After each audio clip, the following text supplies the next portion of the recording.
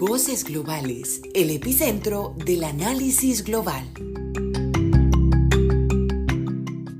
Hoy vamos a hablar de un tema que nunca hemos hablado en este podcast y que es bastante importante, sobre todo cuando se habla de temas de seguridad y defensa, como es el poder aéreo. Y para eso tengo a dos invitados, uno ya muy conocido por todos ustedes, que es Juan Pablo Montoya Piedrahita, politólogo con énfasis en seguridad, paz y conflicto de la Universidad del Rosario, especialista en análisis de políticas públicas de la Universidad Nacional, magíster en estrategia y geopolítica de la Escuela Superior de Guerra y actualmente estudiante de la maestría de planificación urbana y regional de la Universidad de los Andes. Desde hace más de 5 años se desempeña como asesor, analista y docente en diferentes entidades del sector público, apoyando en temas de seguridad, planeación, políticas públicas y proyectos. Juan Pablo, bienvenido. Gracias, Martín, nuevamente por la invitación. Esperamos hoy un podcast que a nivel personal también es bien interesante por el invitado que ahorita usted presentará. Esperamos aportarle y que sea un tema también de interés para los oyentes. Muchas gracias. Y tenemos a Hubert Montoya Castro, administrador de empresas de la Universidad Cooperativa Colombia, oficial retirado de la Policía Nacional y piloto de helicóptero con más de 34 años de experiencia en el sector defensa y seguridad. Bienvenido y muchas gracias por estar aquí.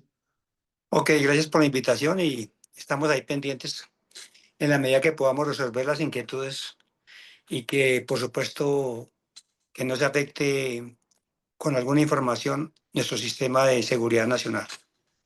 Súper. Entonces, la primera pregunta, que aunque puede parecer muy evidente, me parece importante tener las definiciones claras, y es qué se conoce como poder aéreo. ¿Cómo lo definirían ustedes? ¿Basados en algún autor? Digamos que ya desde sus puntos de vista en las experiencias que han vivido. ¿Cómo pueden explicarle a los oyentes qué es poder aéreo? Sí, justamente el poder aéreo, como lo hemos hablado en otros podcasts, abordábamos otro dominio de la guerra. En su momento abordábamos el tema marítimo.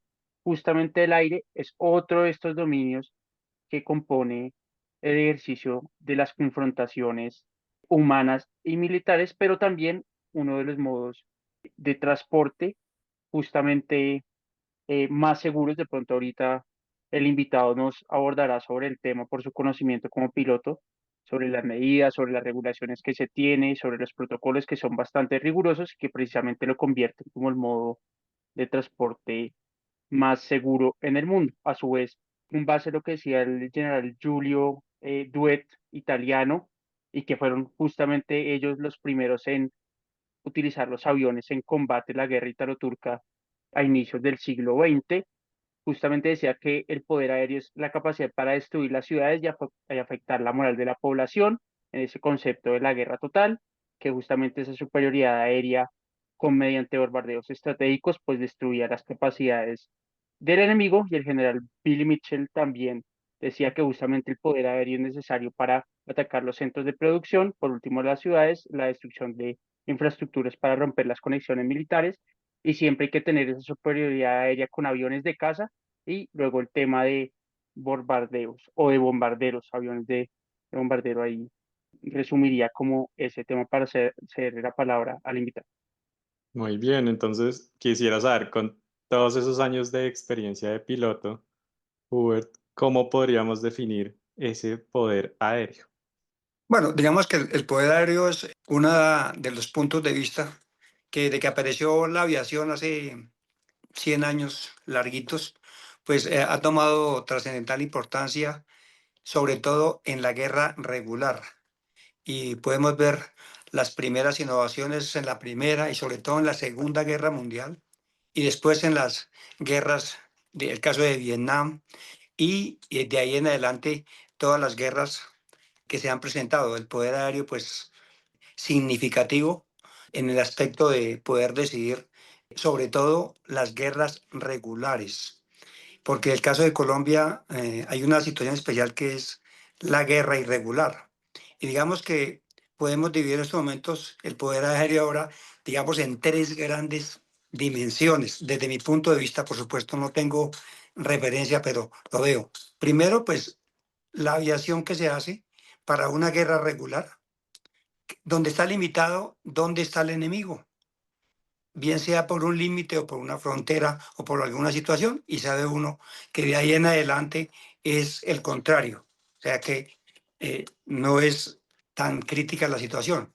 La segunda es el caso colombiano y de otras partes han habido, que es la guerra irregular. Entonces, para el caso de Colombia, digamos que el poder aéreo que ha tenido, sobre todo en las últimas 2, 3 décadas, contra los grupos al margen de la ley, llámese subversivos, terroristas o como los quieran llamar, en el caso de Colombia ha ayudado fundamentalmente es para la movilidad de la tropa, la movilidad y para extraer personas heridas, tanto combatientes, compañeros, como también de los contrarios. Eso es importante. Y por supuesto que eso es lo que ha habido en Colombia. También en Colombia pues tiene un poder aéreo mucho más alto con aviones, pero pues simplemente por fortuna no los hemos utilizado porque es para la guerra regular. Se han utilizado algunos bombardeos con algunas aeronaves, pero han sido para blancos específicos de grupos subversivos o grupos al margen de la ley. Y ahora pues ya con la nueva generación pues tenemos una nueva aviación que es la de los drones. La de los drones definitivamente ha cambiado considerable y va a cambiar considerablemente tanto los conflictos internacionales como el de Colombia. Vemos por lo más cercano el conflicto que hay Ucrania-Rusia y pues ahí se ve la cantidad de dimensión que ha tomado los drones. Y pues estamos hablando de drones, digamos, de alta tecnología. Y también los drones criollos en Colombia que se han adaptado, los drones comerciales, al conflicto y que nos ha dejado innumerables tragedias. Eso es más o menos, a grosso modo, pues, mi concepto particular que tengo al respecto. Dejaré un pin sobre el tema de los drones que me parece súper importante. Pero Juan Pablo, entonces ¿estamos de acuerdo con esas categorías o alguna diferencia, algo para agregar, alguna categoría extra? Y tal vez No, meternos en, no sé, en casos ya específicos, tal vez no solo de Colombia, sino en otras partes del mundo donde se pueda ver como ese poder aéreo.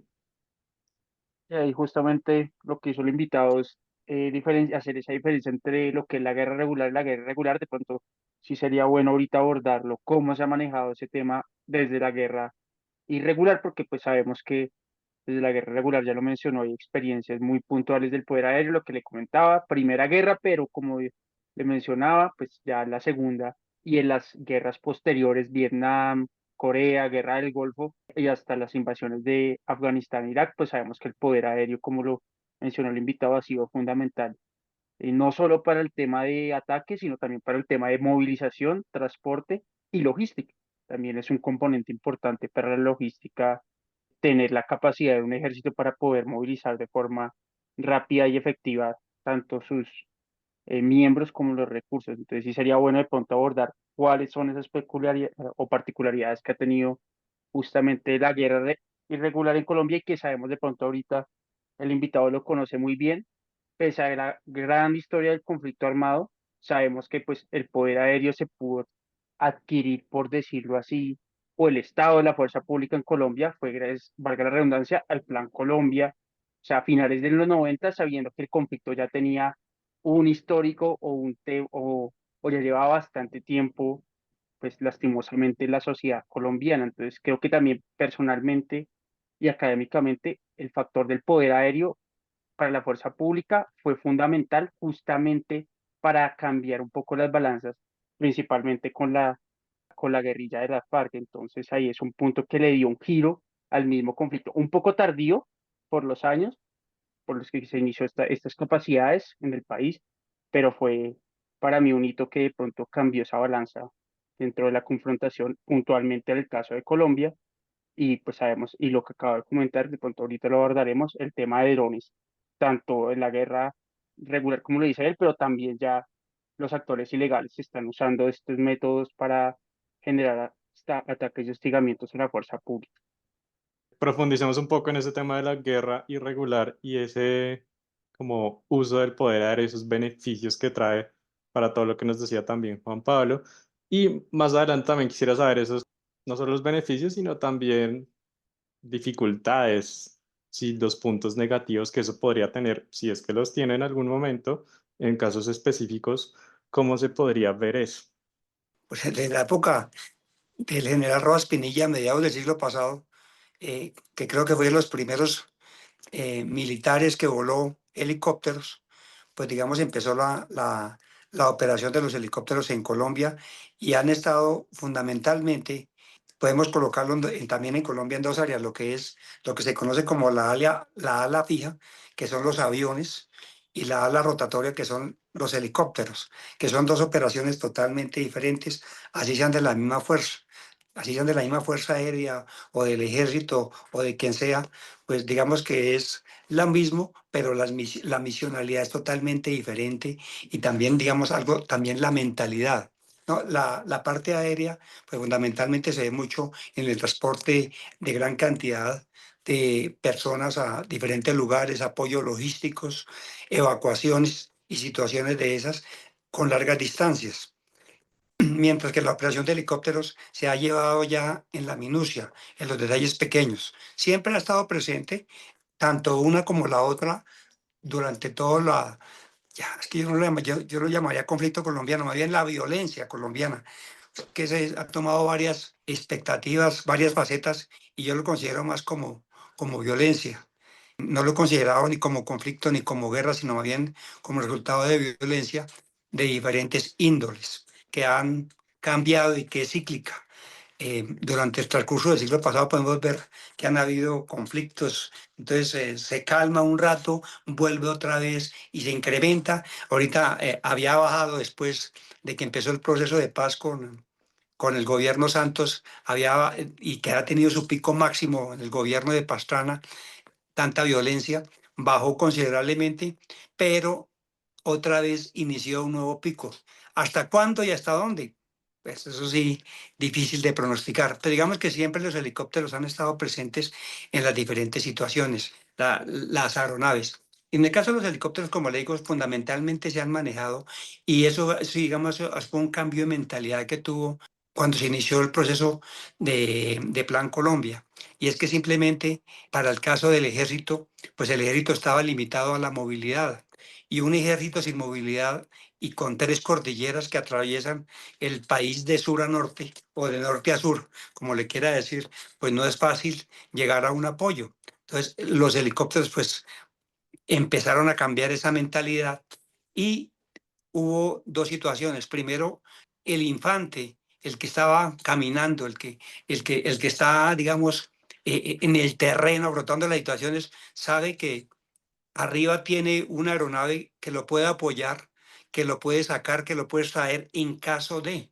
Entonces, eso da una motivación tremenda para poder hacer un trabajo con excelentes servicios y efectividad. Y también, por supuesto, que desde arriba el militar o el policía, pues también va a sentir ese don que tiene de poderle ayudar a los demás, bien sea con un apoyo, con llevarle algo o con simplemente extraerlo en caso de una herida o cosas de esas. Entonces, eso ha formado, digamos que un nudo, una unión de unos eslabones que ha cambiado considerablemente el conflicto en Colombia.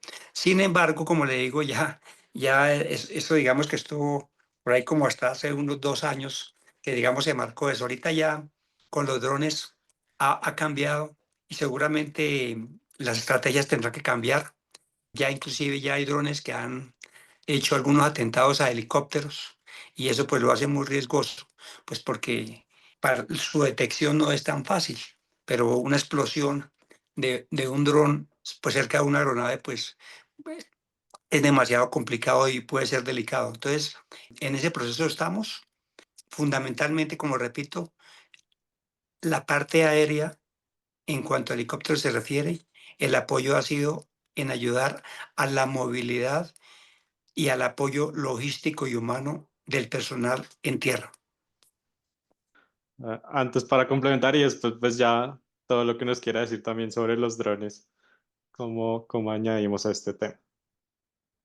No, sí, ahí concuerdo con el invitado. eso creo que puede ser otro tema para otro podcast, lo que hablábamos internamente con Martín sobre el conflicto y sobre la situación actual. Yo también concuerdo con el invitado en que, pues, o la violencia, Colombia, como lo quieras llamar, han sido diferentes ciclos o diferentes capas que se han puesto entonces arrancamos con la violencia política, luego ingresan las guerrillas, luego ingresan los paramilitares, luego ingresa el narcotráfico, entonces tenemos múltiples actores y todo como que ha continuado en una misma capa y son como lo decía Shrek, una cebolla, como diferentes capas, entonces se van ahí acumulando en el tema, pero justamente me impacta lo que dice que el tema de drones y de aeronaves remotamente tripuladas justamente cambian o van a cambiar las dinámicas de la confrontación o del mismo poder aéreo.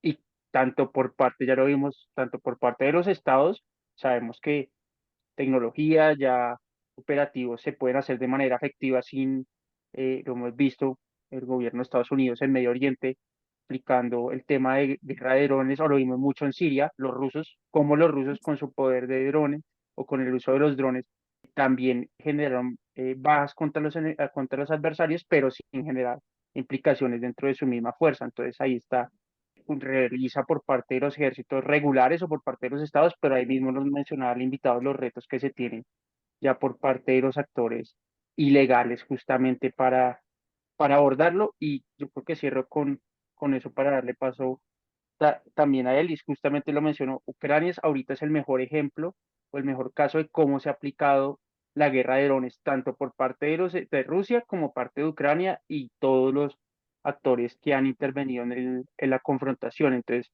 que día leía un artículo en BBC que justamente la guerra de Ucrania ha sido el mejor escenario para experimentar con todo este tema de los drones a nivel de seguridad y defensa. Entonces, eso es un caso que creo que a futuro nos puede dejar muchas lecciones y aprendizaje sobre este manejo. Estaba pensando de pronto cómo se ha visto, digamos que todo el mundo ya lo ha visto, pero cómo más podría cambiar de pronto si nos ponemos a un futuro, 5 años, 10 años, cómo más podría cambiar la guerra hablando con los drones, utilizándolos. ¿Qué cambios se podrían dar? ¿O seguiría siendo lo mismo que hoy en día? ¿Cómo se imaginarían ese caso? No, la tecnología cada día, pues realmente nos sorprende a todos. Y tecnología, tanto de drones como ya estamos hablando también de aeronaves normales, ya sin tripulación. Ya está precisamente el primer Blajo lleva un año que se vuela con una tableta, sin tripulantes a bordo. Entonces, hace como 3 días había visto también, vi unos aviones del gobierno americano, el gobierno estadounidense, no americano, sino estadounidense, mejor para ser claros, el gobierno también ya completamente grandes, pero que se manejan desde una oficina. Entonces, eso va a cambiar considerablemente pues algunas actividades. Ahora, también toca tener en cuenta de que la guerra también evoluciona y cambia. Desde el 11 de septiembre, aquel atentados que hicieron a las Torres Gemelas, nadie esperaba eso. Y con unas aeronaves comerciales, simplemente con unas aeronaves que no tienen ni un cartucho 38 y vea el daño que hicieron. Entonces, eso ha ido, digamos, la guerra va cambiando y tristemente e históricamente el trabajo militar siempre va como atrás de eso, porque es casi que imposible poder mirar qué va a pasar. O sea, es decir, nadie tiene la varita mágica o la varita de Harry Potter para decir esto va a pasar. A menos que uno piense pues con el deseo y situaciones de esas, pero pues no hay nada que le respalde a uno. Entonces, si vemos siempre los conflictos, uno puede decir, bueno, ¿y cuál va a ser la próxima guerra? Entonces uno dice, bueno, Corea contra tal. Sí, pero si le pega, uy, yo les dije, pero si no le pega, pues no pasa nada. Entonces, no es fácil. Y así también es, digamos, la situación de la guerra ahora. La evolución de la ciencia, de la tecnología, de los sistemas y hasta la misma telefonía celular ha sido consecuencia y gracias a las guerras que han habido. Es decir, la necesidad de alguna situación en las guerras es que le ha dado nacimiento a muchas de las, inclusive hasta el mismo Internet. Hasta el mismo Internet nació como una necesidad de poderse comunicar las tropas y por ahí empezó a formarse y hoy Internet, vean lo que estamos.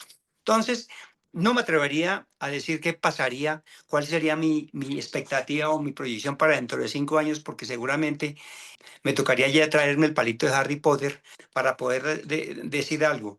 Lo único que sí es que por el momento, pues por lo menos para unos 2 o 3 años, sí podemos decir que ya en un tiempo las aeronaves van a estar sin tripulación. Es decir, bien sean las formales o los drones, pero yo me atrevería que ya simplemente desde una oficina con una tableta se maneja absolutamente todo. De acuerdo con eso, Juan Pablo, ¿algún cambio en esa visión con respecto a la guerra, el uso de drones, aeronaves, etcétera? No, sí, de acuerdo. Y también que justamente otros estados, como lo mencionaba el invitado, es un tema de ciencia y tecnología. Y vemos que pese a que Estados Unidos sigue siendo el ejército más poderoso, y lo hablábamos también en sesiones o en otros podcasts anteriores, pues es el único ejército, bueno, ejército, no, las únicas fuerzas militares que se dividen en el mundo. Así como nosotros acá lo que hablábamos, nos dividíamos el país, pues Estados Unidos se divide el mundo, pero vemos que ya también tiene competencia de otros estados justamente en poder aéreo, lo que hablábamos, los drones de Rusia, el tema de China, hasta el propio Irán, que Irán ha desarrollado tecnología aérea mucho más avanzada, pues la verdad está bastante avanzada en tema de ala fija. No sé en tema de la rotatoria, pero en tema de la fija hay un tema de tanto de drones como de aviones, luego del común, que pues ya Irán está desarrollando tecnología supremamente avanzada con lo que se tiene. Entonces, creo que ahí sí va muy ligado el tema de la tecnología y el desarrollo con estos sistemas, y pues también en la guerra, pues lo que comentamos, el tema aéreo sigue siendo fundamental para transportar, como hemos dicho, zonas, logística, es clave, y también lo está intentando hacer China, no solo a nivel marítimo, sino también si vemos todas las islas artificiales que generan en toda la zona del mar Meridional chino, que es zona de litigio, y hacia el Océano Índico, aparte de hacer base naval, también generan el tema de pista, de pista para aeronaves. Entonces también van transportando lo naval, pero también van conectándose de forma aérea. Entonces creo que seguirá siendo un tema clave para las fuerzas militares y para el sector defensa en el mundo. Y por qué no, pues lo que decíamos, de pronto acá no somos tan expertos en el tema, pero después de lo aéreo también va muy relacionado lo espacial, otro dominio de la guerra que también va muy de la mano al respecto. Bien, algo para complementar antes de otra pregunta, Hubert. Creo que ya con eso terminamos. Simplemente como digo, creo que ya el mañana o el pasado mañana va a estar simplemente en aeronaves no tripuladas y hasta soldados robóticos que serán los que se enfrentarán. Así como vimos hace unos años por allá en finales del siglo pasado, lo que habíamos ficción, seguramente en unos años será realidad. Entonces, yo creo que por fortuna también para gracia pues, de la humanidad, yo pienso que las próximas guerras también va a ser como entre mismos robots y cosas de esas similares que pues por lo menos van a hilar un poquito la guerra cuerpo a cuerpo que se llevaba hace unos años. Entonces ahí me surge una duda, me quedé también pensando en eso de que ya pues no tener personas y manejar todo desde una oficina, y digamos que con toda esa experiencia de piloto uno ve esos accidentes que se dan no estando en guerra, sino esos diferentes accidentes de helicópteros, de otras aeronaves que se dan. Me imagino que eso tiene un millón de razones de por qué puede pasar, pero ¿será que la mayoría será por falla humana y gracias a utilizar toda esta tecnología se reduciría bastante? Es posible que se reduzca porque la mayoría de accidentes son por falla humana. La mayoría de accidentes son por falla humana, desafortunadamente, sobre todo en el caso especial de los helicópteros. Los aviones también se presenta el gran número de falla humana, pero en el caso del helicóptero sí la mayoría de accidentes que se presentan son por falla humana. Pues simplemente yo creo que se reducirían un poco, pero sin embargo también es que la naturaleza es naturaleza y la naturaleza, como decimos nosotros, cobra arriendo. Entonces, son múltiples las situaciones que llevan a desencadenar los accidentes. Entonces, creería que sí disminuiría, lo hace un poco más seguro, más controlable, pero sin embargo, pues son máquinas y son máquinas que no son perfectas y son manejadas por personas que somos totalmente imperfectas. No hay ningún hombre perfecto, entonces, pues mientras haya la unión de esas situaciones, pues siempre vamos a tener accidentes, desafortunadamente. Forma parte de la historia y del proceso. Muy bien, Juan Pablo, algo para complementar. Y pues también, pues nos han faltado algunos temas, alguno más que quiera poner. Ya estamos como empezando llegando al cierre de esto, pero todavía hay tiempo para que nos presentes otro tema relacionado con esto. Y es muy interesante, pues acá el invitado tiene mayor experticia en el tema, pero ahí entramos en un debate y lo estaba pensando así como Martín le preguntó, listo, entonces claro, si aumentamos el tema de tecnología, se disminuye los riesgos, los accidentes, pero también ahí, no sé, de pronto el invitado complementará más, podemos entrar en unas dinámicas de, listo, hasta qué punto usamos más la tecnología o dejamos de lado la experticia del mismo piloto que se ha formado, que se ha capacitado, que también tiene la toma de decisión, que puede tener ahí entrar en confrontación o la toma de decisiones es fundamental, ahí lo conocerá mejor. Entonces, sí se me hace como muy interesante que esta misma situación de lo remotamente tripulado nos abre también esos debates, un poco hasta temas de capacidad y el manejo de personal. Si dejamos de lado a pilotos con bastante experiencia por usar la tecnología o tenemos en cuenta esos conocimientos y de pronto los habrá mucho más, hasta qué punto va a valer más la máquina, el conocimiento de un código o de una o sí, de un robot o de la tecnología a la experticia que ya tiene el piloto en horas de vuelo. Entonces es bien interesante ese debate que me imagino que tendrán o habrán diferentes posiciones. Pues frente a esa situación, ustedes son mucho más jóvenes que yo. Y pues yo creo que la inteligencia artificial a mí ya es decir, estoy obsoleto en eso. Ustedes de pronto son mucho más actuales. Pero le cuento que eso sí es una cosa que es totalmente increíble. Es decir, si yo estoy lejos, creo que su merced están como en pañales. Porque es que la inteligencia artificial va a llegar a cambiar considerablemente cosas. Nos guste o no nos guste.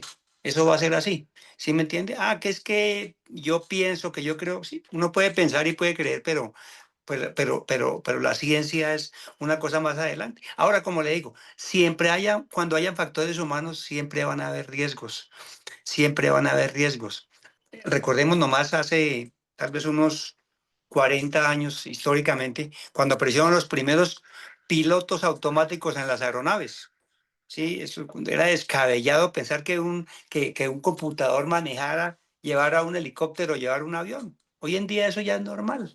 Ya un avión o un helicóptero sin piloto automático o sin un sistema que lo pueda manejar mejor que el piloto, pues ya no va a sobrevivir. Y seguramente, como hemos superado esos paradigmas, pues iremos a superar el paradigma. De pronto hasta no nos tocará a nosotros, no sabemos, pero vamos a llegar a eso.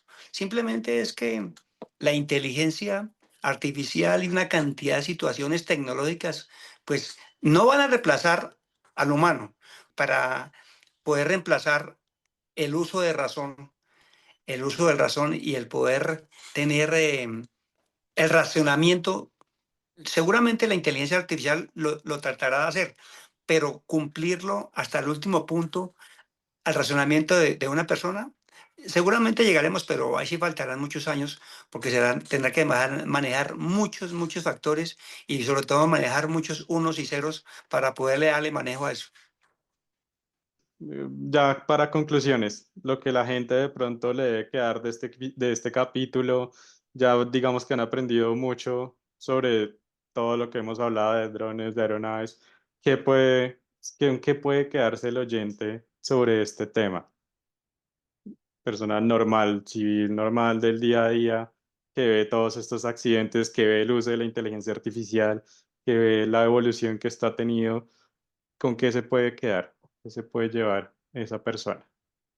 Pues pienso que hace también está viendo, por aquí lo tengo, por aquí en celular y había una secuencia, después más adelante lo puedo compartir, pero hay un estudio estadístico desde más o menos desde los 60 como por décadas, y se ha visto cómo tremendamente han ido disminuyendo los accidentes de aviación. Van a seguir ocurriendo porque son muchas las situaciones que llevan a los accidentes, pero cada vez son menos. Si los colocamos frente a las horas que se vuelan, por supuesto que no es lo mismo ahorita si nos metemos a una aplicación de aeronaves volando y vemos por allá en Europa o vemos en Estados Unidos, en un celular van a quedar full de aviones, porque la cantidad de aviones que en estos momentos están volando y la cantidad de helicópteros que en estos momentos están volando en el mundo son cientos y cientos y cientos. Frente a esas cientos y cientos de horas que se vuelan en un día, pues la cantidad de accidentes son mínimas. Entonces yo lo que veo es que indudablemente cada vez, en cuanto a la seguridad, cada vez será mucho más seguro. ¿Que van a haber accidentes? Sí, por supuesto. De eso no hay absolutamente nada que hacer. Es como si usted sale de su apartamento y se resbala y se cae. Sí, nadie lo sabe, se puede pasar, eso no hay ningún inconveniente. Pero lo único sí es que gracias a muchos factores, la aviación cada día es y será más segura. Bueno, Juan Pablo, entonces, algo más para agregar y conclusiones. ¿Qué conclusiones se pueden llevar los oyentes de este episodio? Listo, justamente lo que mencionó el invitado, transporte aéreo, y ya se sabe por estadísticas y por registros, es el transporte más seguro y ya uno de los más usados y hasta económicos a nivel global. Entonces, pues sigue siendo el transporte aéreo tanto civil como militar un factor importante y decisivo, lo vimos de manera de conclusión, lo que mencionamos a través del podcast, a lo largo del podcast.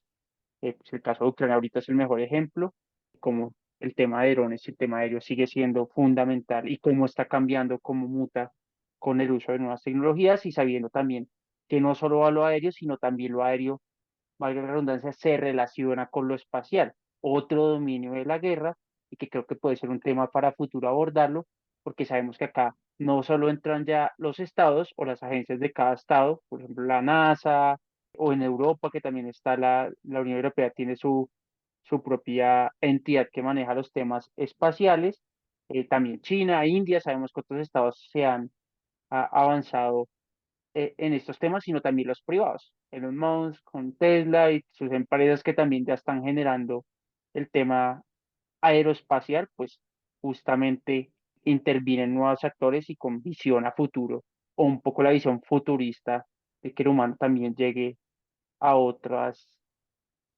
a otros espacios, valga la redundancia, o a otros lugares. Entonces creo que es lo que nos deja un poco a manera de conclusión esto.